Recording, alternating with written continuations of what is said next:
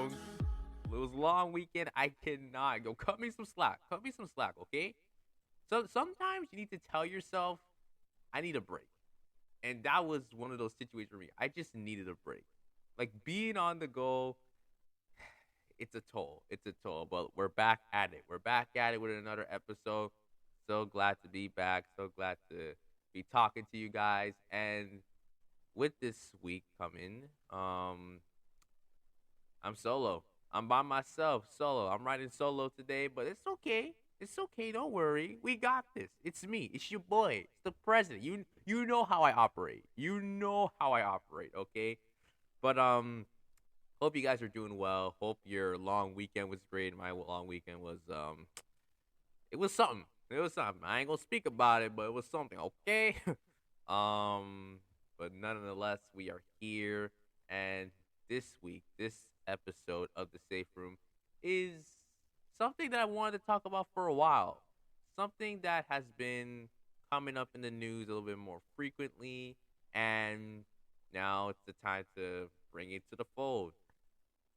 Are we heading into a recession? Or should I say in another recession? Because I mean, if you consider 2020, I mean, that was a whole recession itself. So fair point. But are we headed into another recession?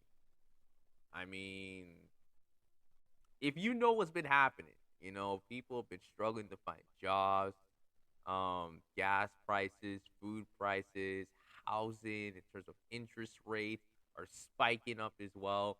Everyone is looking around, and there's some are assuming that there's a possibility of a possible recession again. And look, all I know is I need my bread. I need my money. I need my cash money up front, right front, on the desk right here. But I can't ignore the fact that, we are now just starting to clear up from this whole Panasonic, panoramic, pepperoni, Pamalonga Ding Dong, whatever you want to call it. We have just now been clearing up, even though, like, most of the, restrictions and lockdowns have been fixed.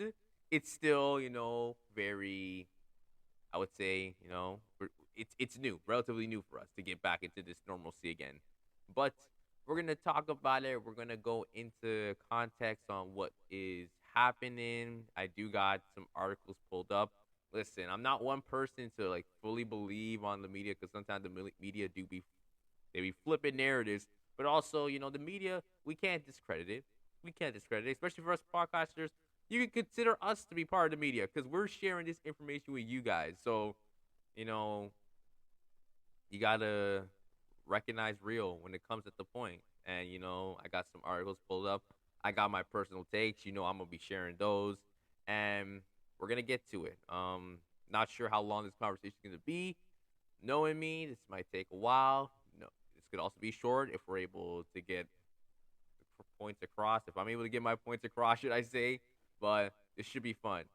Now, I'm gonna do something very different. Now, usually I get right to the conversation, but this is something that I want to start adding to the podcast because I want to branch out.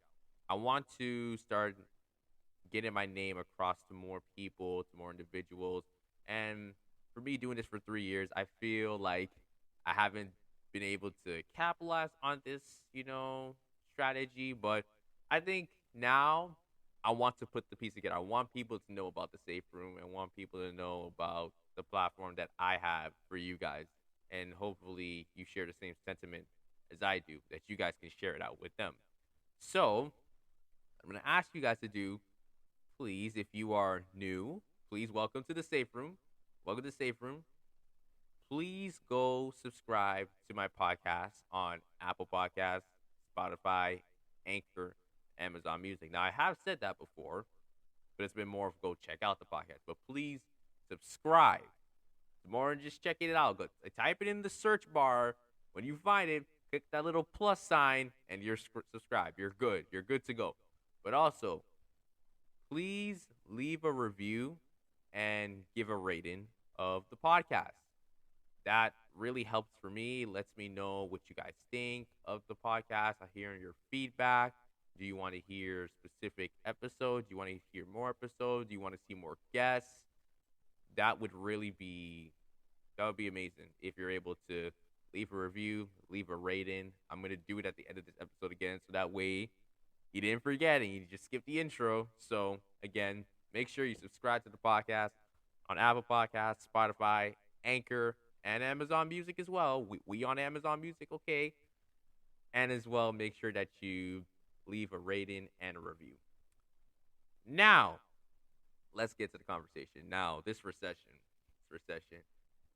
I'm not one person to believe in paranoia, but if you were to ask me the question, Sean, do you believe that we are going into a recession?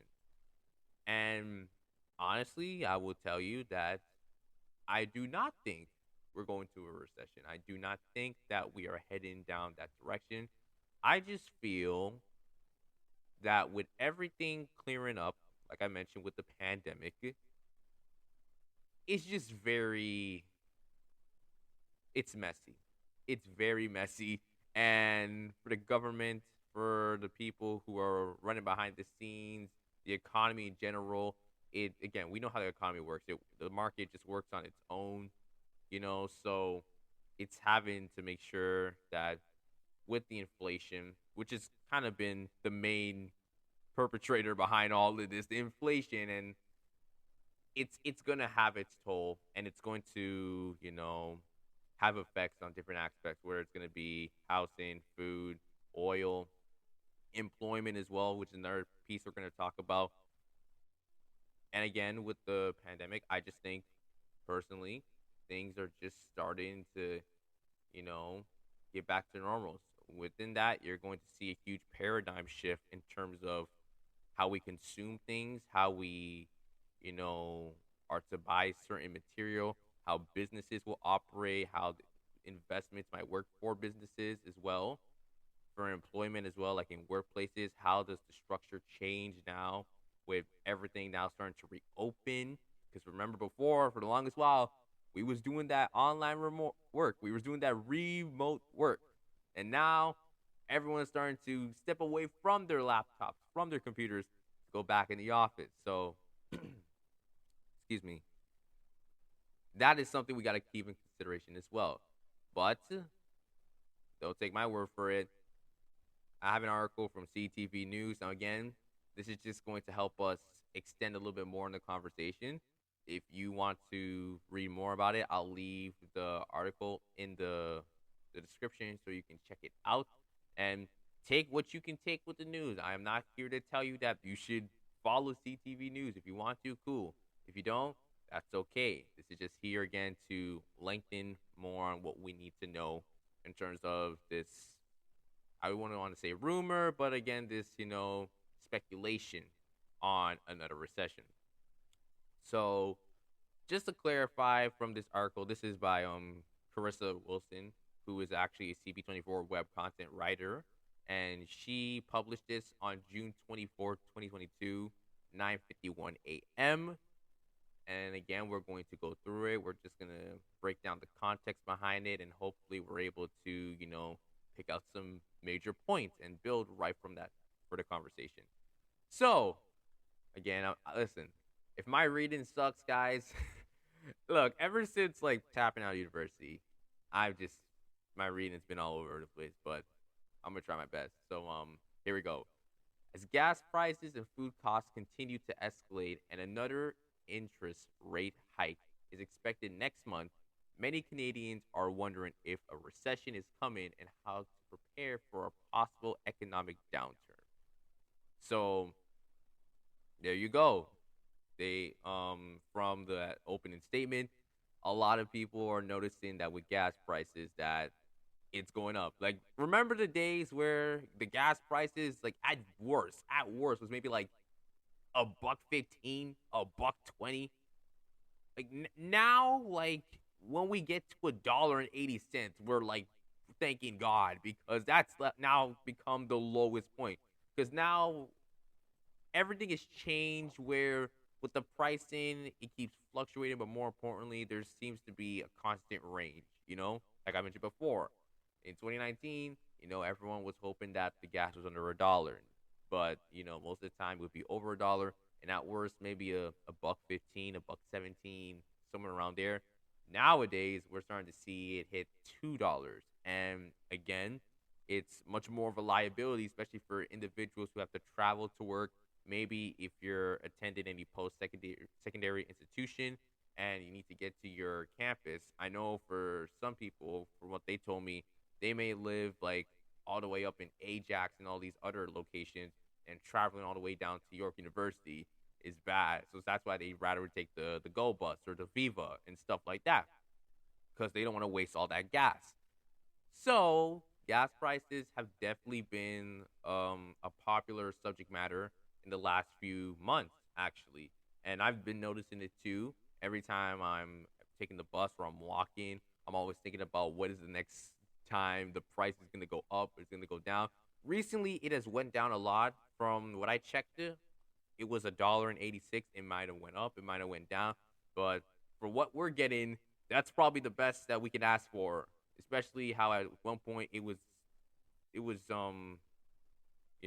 projected to go up. It was projected to go way higher than like $2.13. So that's definitely one of the huge indicators that we noticed in terms of like possible recession and maybe being implemented. Also, food cost as well. I can't stress this enough. I walk in the store now and I swear you can't buy nothing. You you can't buy jack shit. I swear, man. You if you're trying to like buy like something simple as snacks. Something as simple as snacks, some fruits, nothing crazy, just something light. How am I still leaving the store paying like close to $100? Like what's going on? I like listen. I'm someone that I wouldn't say I like to eat a lot, but I like to pick my snacks and my food accordingly, right?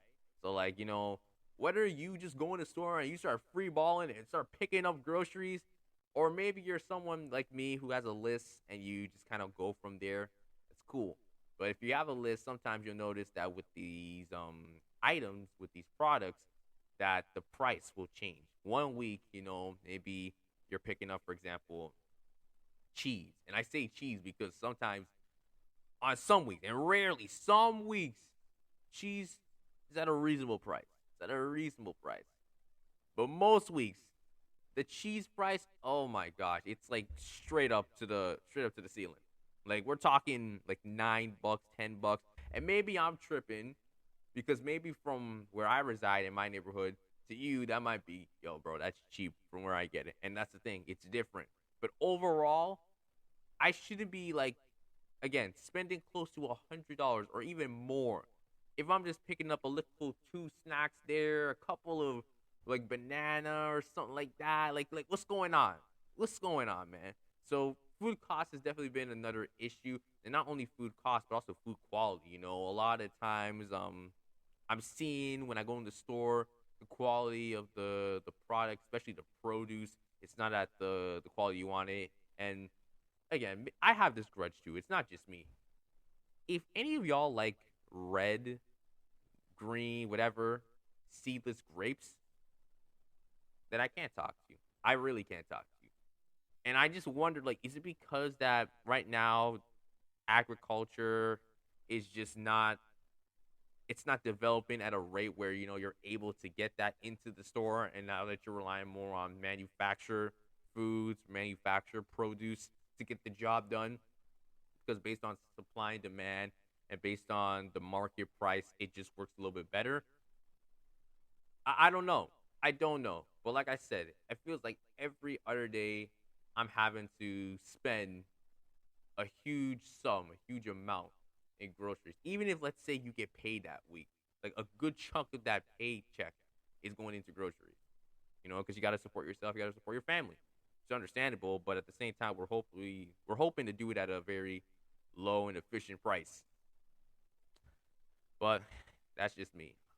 So continuing back to the article, 68% of Canadians believe the country is heading towards recession, while 17% believe it has already arrived. Now, this is only according to a Yahoo Canada survey, but I mean, again, you take it as you will. I feel a lot of people have been getting that sense of, hey, are we getting into a recession? Are we already approaching it? Is it already in motion? So does it come to a shock? But just to kind of go more into detail, that with that huge majority of people assuming like, hey, is there a recession? You can see that people have already caught an eye on what's been happening, like I mentioned before, with the gas prices, with the food costs. And I've only mentioned those two. Like I mentioned before, there's unemployment. There was a period where I know it wasn't just me, but a lot of people were submitting applications and workplaces, businesses, they weren't getting back to people, nonprofit organizations, heck, even grassroots weren't getting back to individuals. Not even to say about, hey, we want you for the next interview process. We want you to, do an interview here, or sorry, you did not make the cut. Nothing was happening. Like completely nothing. And it's crazy. It's absolutely insane. But there is one point that the article does make, and that is 15% of Canadians believe the concern about a recession happening now or later is exaggerated. And I might be one of those 15% because like I'll be honest with myself.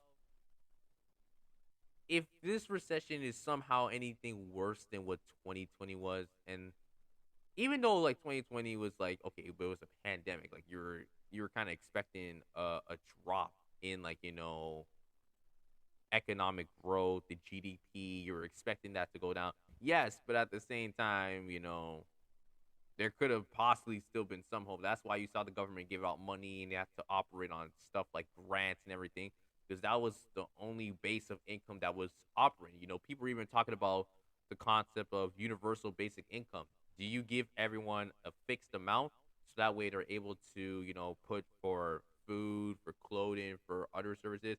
And I think that would have been really clutch because I've had conversations around universal basic income. That might have been the one time because the thing with universal basic income, it's tricky. You can't just give people an amount of money and expect them to do something responsible with it.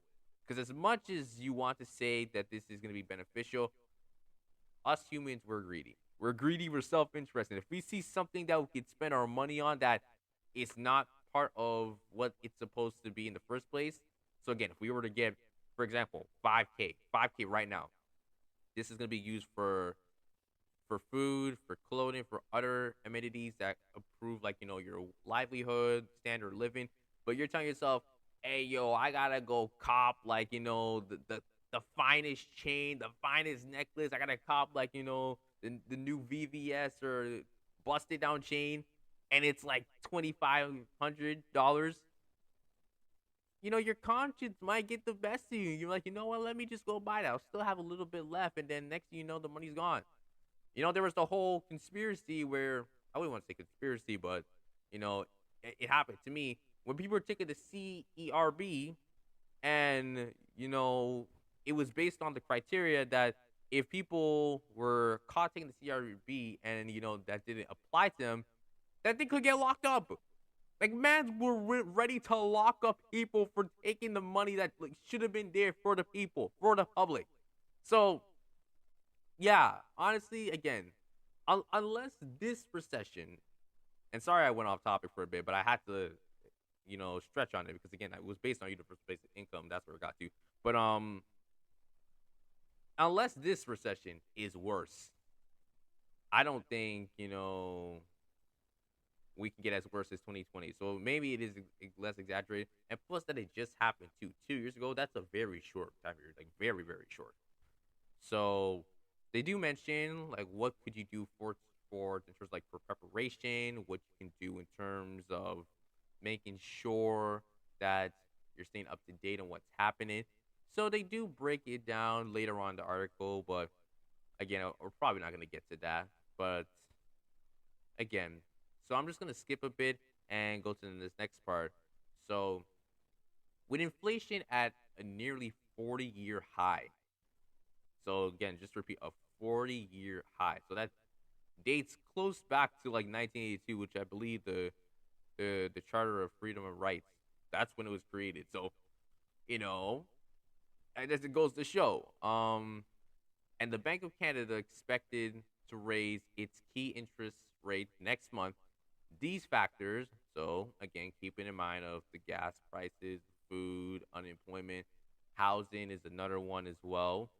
A lot of people are having a difficult time to pay off rent or find any homes because the prices just keep going up and up and up. There's a decrease in home sales as well. And according to Statistics Canada, they said that its consumer price index in May rose 7.7% compared with a year ago, which is the fastest pace since January 1983. So, yeah, yeah, there, there's a lot to unpack from there. And truly, I think for me, the whole notion about what's going on with everything that's transpiring is it that serious though? Because there's been moments in history where the market has kind of acted up, or there's always been some externality in terms of we're not able to make enough money in this department, we're not able to consume, or we're not able to produce or sell or invest. There's always been some twist. So that's why I'm looking in the sense of like, okay, this is all happening, but is this as crucial as it was compared to, again, almost 2 years ago when like everything was completely shut down? Like, because I think everyone knew from that time when you couldn't go nowhere, when it was only the notion of essential workers, then you knew like, okay, we're going through a recession. There's going to be a drop in productivity for businesses, for stores, for anyone who is running any business online. That's going to happen. But now it seems that everything is open and we're still going through something. Is that just because we're going through another recession, or is it because we're just starting to adjust to the time period and that we're trying to get back on track? So I just want you guys to keep that in mind in terms of like evaluating this whole assessment. And this next part is a kind of a testament to what I'm trying to get across. So according to BMO senior economist Robert Kavik, he even says it's not an oil price issue or food price issue.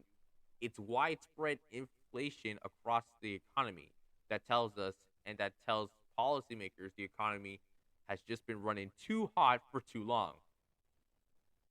So there you go. So I did mention all those factors about the gas, oil, food, but I even told myself I don't even think it's like a food problem. It's not an oil problem. Robert even confirms it or he gives his own, take on it, saying it's inflation. Now, with inflation, if you guys don't know, eventually, if you want to be able to, access funds or more money, listen, the government has the money. It's printed paper. Like they can get that. But obviously, if you keep, pushing out more money, then there's going to be a point where the economy, where the market is too hot, and then eventually it's going to hit a peak.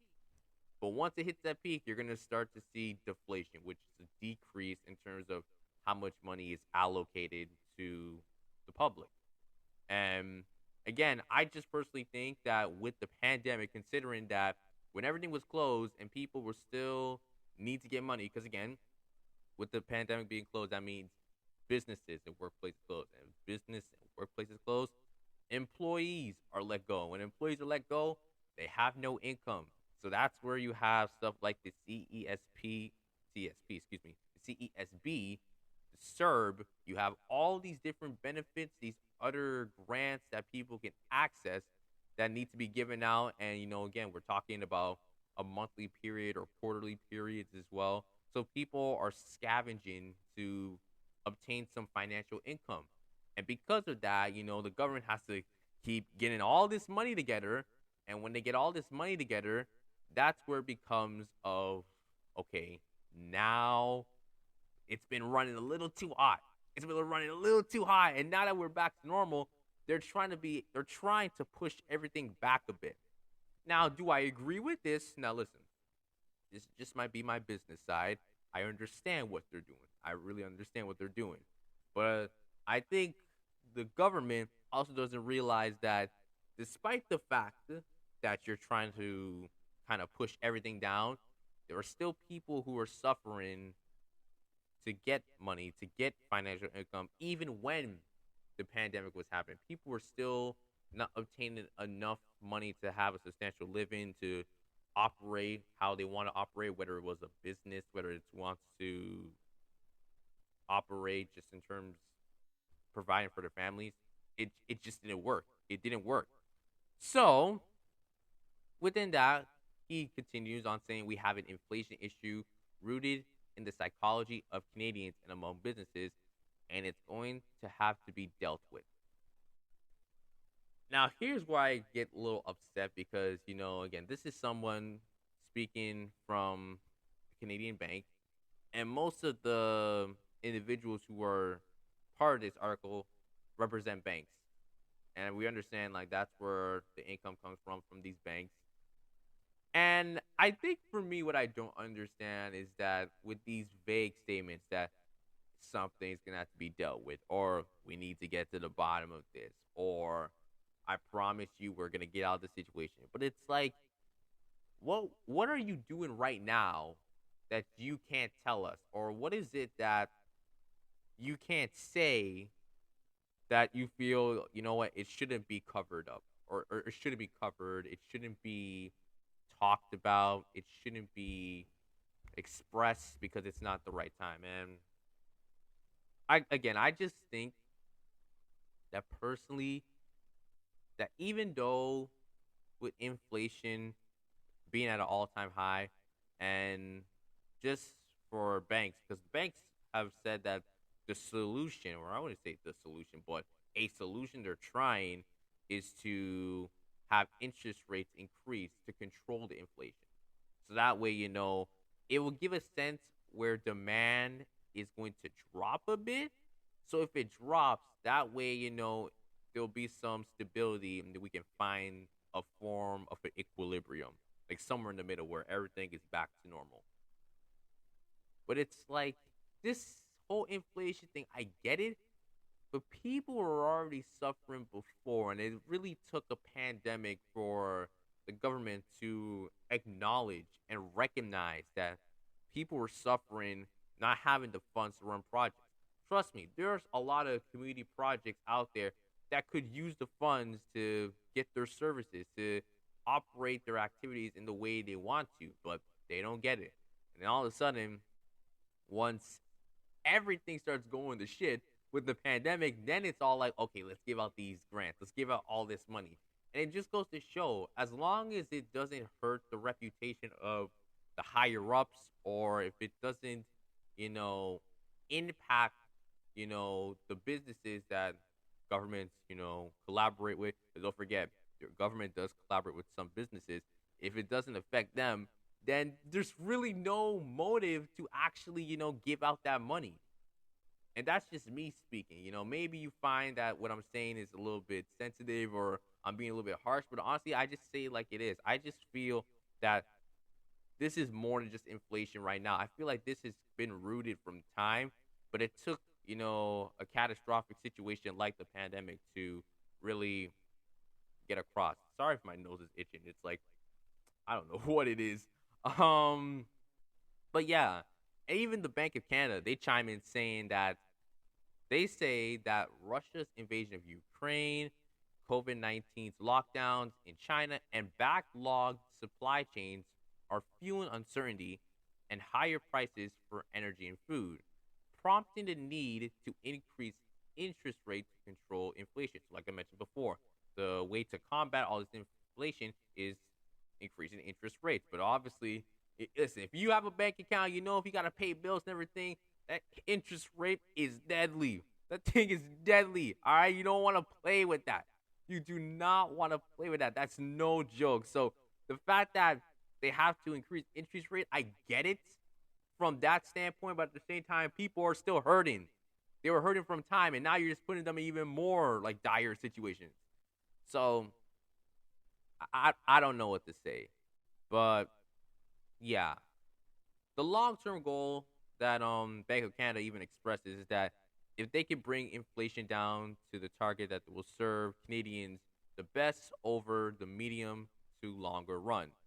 So, and again, what they mentioned as well, this isn't going to be immediately. This might take a couple of quarters, maybe 4 to 6 quarters to see that push.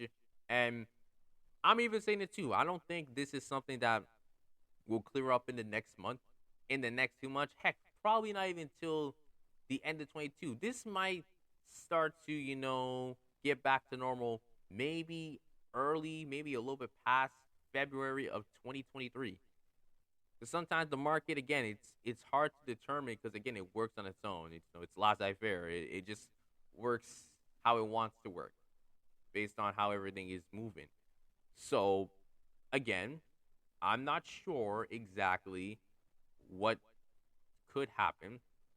One thing I do know is I don't think it's justifiable to say that we're in a recession. I think this is just from the aftermath that we're in right now and from the pandemic that the market is just trying to readjust its way back to that level of stability.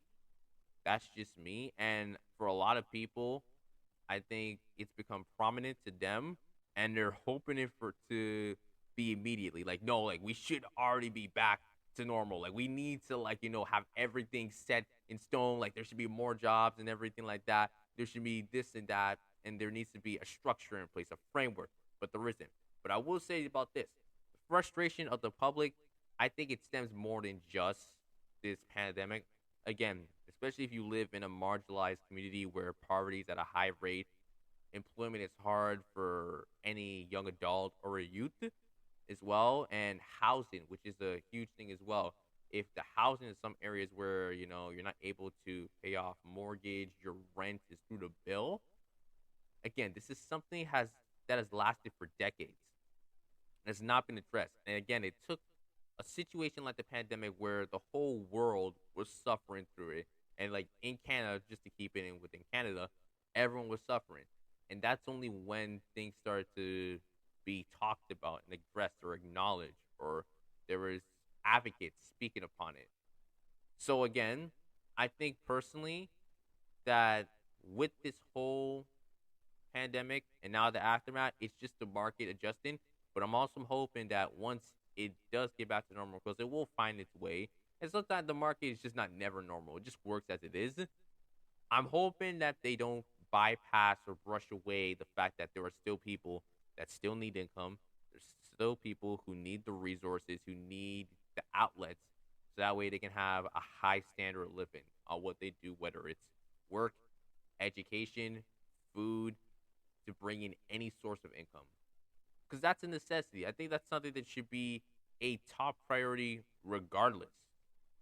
Not you focusing on anything that requires your political agenda that's more of, hey, this looks good for us, or we'll do this for everyone, but still not addressing, those smaller groups. So that's what I'm really hoping that comes out of this.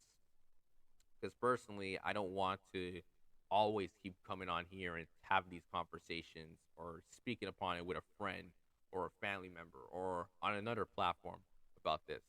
So that's my biggest takeaway from this article. There's much more that reads into it. Again, it talks about how to prepare for a recession. It goes a little bit more detail on some of any other economists as well. And you know me in economy, like we economy economics, excuse me. Me and economics, we don't click as well. We don't click as well. Back in university first year, that economics course killed me. It killed my soul, man. I'm a guy with numbers. I love dealing with numbers and everything, but that was too much. That was too much. But yeah, if you guys want to go check out the article, then you guys can go do that. And just to add one more thing too, one thing when I was keeping in mind in terms of this conversation was, okay, sure, we're hearing talks about this recession that could possibly happen, even though I don't think it's going to happen or more. I think it's out of context. I don't think it's going to happen.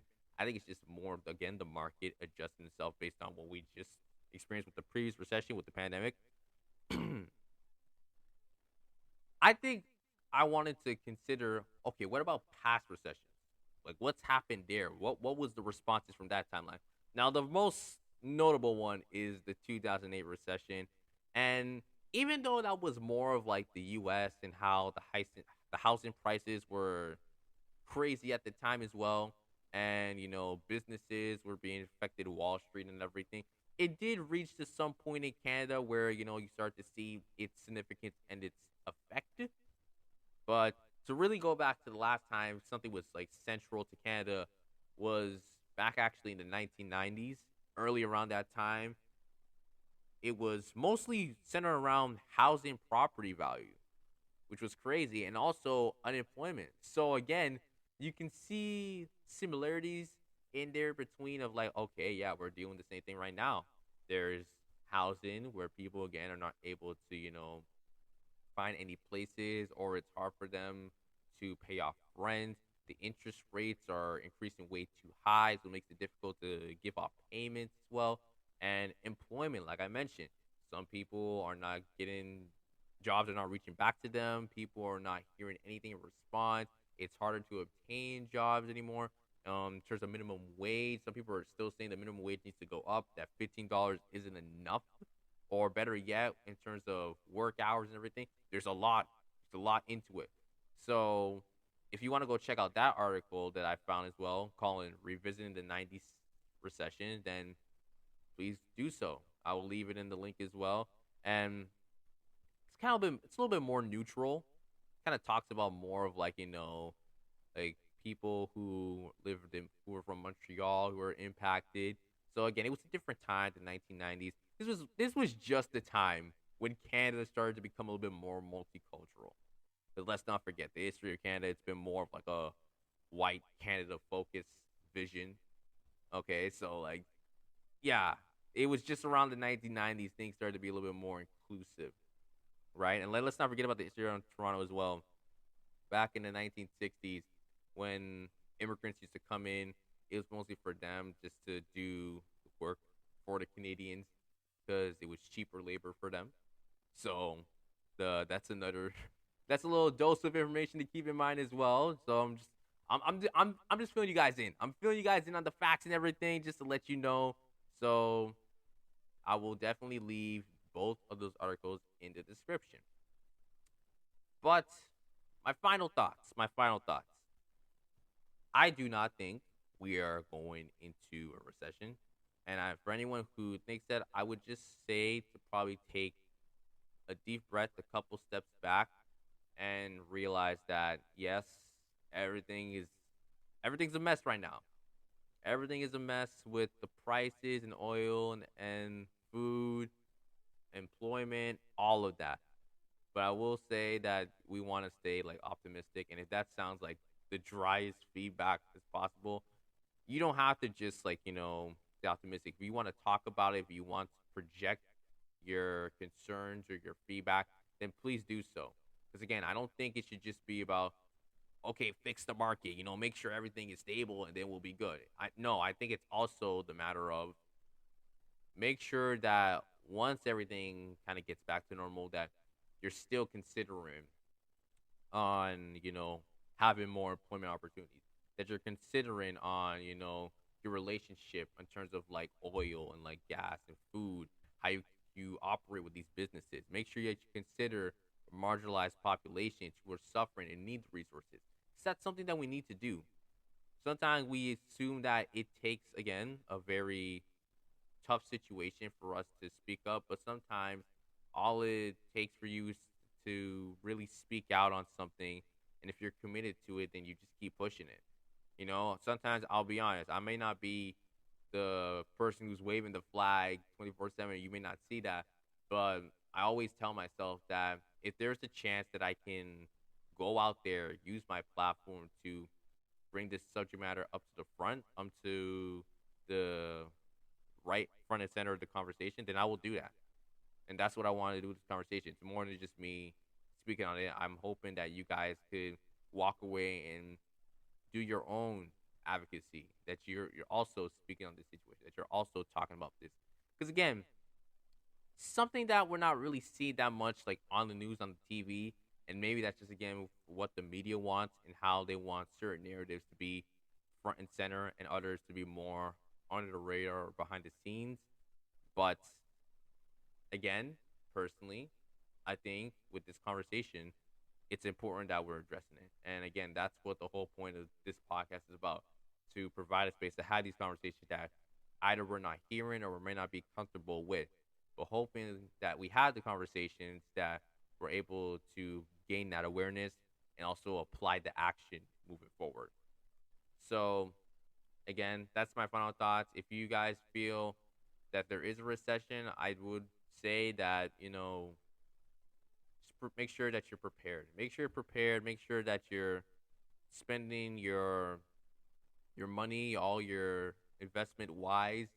Don't be going around, spending something that you don't need at the moment. Take your time and know how to, spend, save.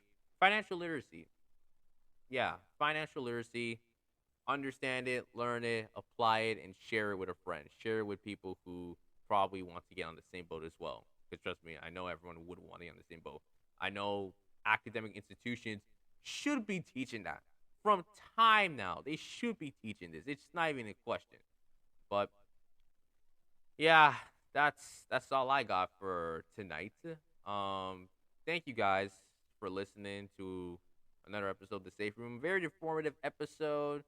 Hopefully I can get some guests again, get back on the roll. But honestly, I really enjoy having solo conversations. Just me and you guys, speaking to you, hearing my personal opinion. I can't say that I'm an ultimate expert at everything. So please don't get it twisted. This isn't me saying that I know everything and my opinion's right and you guys have nothing to say. But again, this is why we're here. Maybe you learned something from me. Maybe I learned something from you. You tell me something, and maybe I start to think, wow, I didn't think about that in that sense. So make sure that you guys are always keep using your voices. Because, again, we are the voice of the voiceless. So thank you guys for listening once again. Make sure to follow me on Instagram at the Safe Room Official. Make sure to check me out on my website, thesaferoompodcast.com. I am working on two specific things, two things, and one of them it's gonna be more of like making sure you guys are staying up to date on what I'm doing, and another way for you guys to connect. Another one is something that I'm working very, very hard on, and hopefully could be beneficial to me. Sometimes I know I do stuff for you guys, but hopefully it can be beneficial to me as well. But also it's gonna be beneficial to you guys, especially what I have packaged up together. But hopefully for me, for other reasons, if you know what I mean, if you know what I mean. So yeah, so it's please stay updated on what I'm doing. Make sure you also follow me on Twitter. I'll see if I can use Twitter. I think Twitter for me is just that's not hidden. That's not hidden for me. It's just that's never been my platform. Twitter's just toxic sometimes. I'm gonna say it. That's a hot take. Cool. Twitter's toxic. It is. And I will say it again. Make sure you subscribe to the podcast on Apple Podcasts, Spotify, Google Podcasts, Anchor, and Amazon Music. And also leave a review, leave a rating. Let me know what you think. I checked Apple Music. I think I had like 4 ratings, which is cool. I'm hoping like maybe by the end of this month, 50? Is that too much to ask for you guys? Come on. I know you can do it. Just go on there, go listen to the episode, and just leave your boy a rating. Leave your boy a rating, leave a review, and show me the love. Because I would love to hear from you guys. And again, I have plans to meet you guys in person for in-person events. So please let me know. But that is about it, guys. I'm going to sign off for now. Hope you guys enjoy the